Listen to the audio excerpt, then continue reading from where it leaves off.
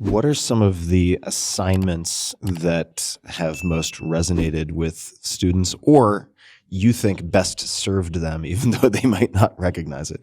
What I generally do is I follow a focus on habits approach. Instead of giving them specific writing exercises, I can give them, if someone comes up to me and says, I'm having trouble with X, I'll give them a writing exercise to work with that. If someone comes up to me and says, I am having a lot of trouble going back and revising my chapters over and over again instead of writing the next one, I'll say, okay, try writing longhand. This works for some people. You go, you take a page of paper, you write it longhand, and you tell yourself, it doesn't have to be perfect until I put it into the computer. And you start each day taking what you wrote before and putting it to the computer. And then leave it alone and write your next chapter longhand. And then use that process to kind of get yourself back into the writing, but then forcing yourself to do something new. That works for some people. If people are having trouble with dialogue, I say, all right, go do the exercise where you sit and listen to people on campus and you just write down exactly what they say, exactly as it's said, and then take it and try to write it under different styles of dialogue. If you're writing like Soderbergh, how would you do it? Pick some of your favorite people, go watch their movies, write down the dialogue and compare that to the real life and just kind of like figure out what kind of dialogue you like to do. Those are exercises. But in general, I'm only doing that when I'm diagnosing a problem. For the class, I'm saying your job, if you want to try to be a professional writer, you're going to have to write consistently. 9 out of 10 writers that I've found do better with consistency. 1 out of 10 is a binge writer. I don't understand binge writers as well, but I can talk about that. Those are the people who go rent a cabin, take 2 months, walk in without a book, come out with a book, and then they don't write for 10 months, right? Most people are better served by writing a certain amount every day, really consistently, or at least 2 or 3 times a week, and building a novel out of good habits. And I focus on that. I'm like, break it down, set a goal, have a spreadsheet, and try to hit your word counts or at least your hour counts.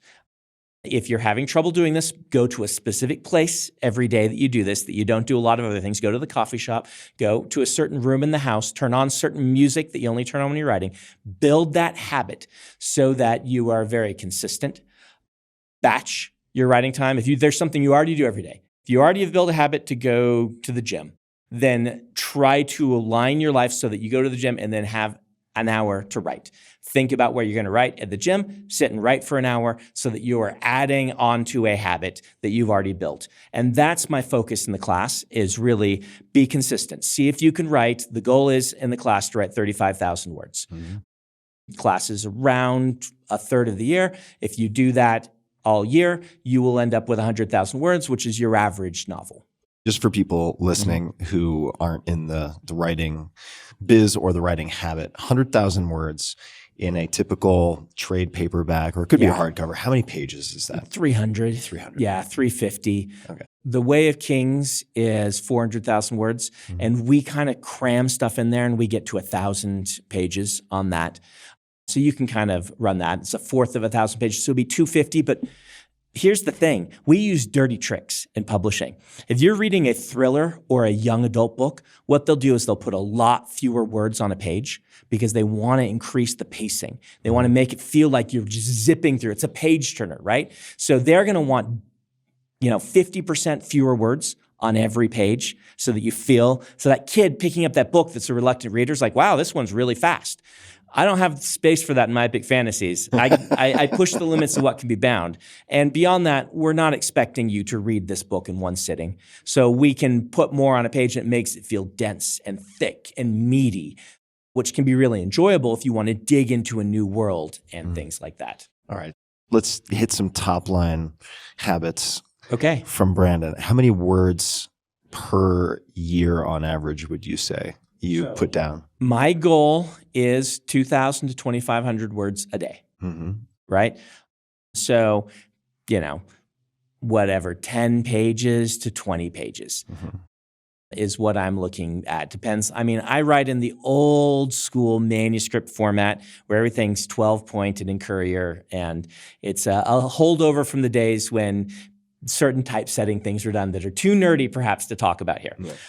But I think in words, so I do 2,000 to 2,500. Those are new words. Those are new words. Now, when I'm doing revisions, I'm not writing new words. And I would say around a third of my time is spent on revisions, depending on the year. And this is the thing. Some years I'll do a lot of words. Some years I do a lot more revisions. And so it really depends. But if we're looking at 2,000 words a week times 50 weeks, like that can produce quite a lot of words, right? So 10,000 words a week is what that would turn into. That's 500,000 words a year, right? Is what I could theoretically produce. Now, third of my time's done to revision. So really, I'm looking at around 300,000 words. A Stormlight Archive book is 18 months of work for that reason and things like that.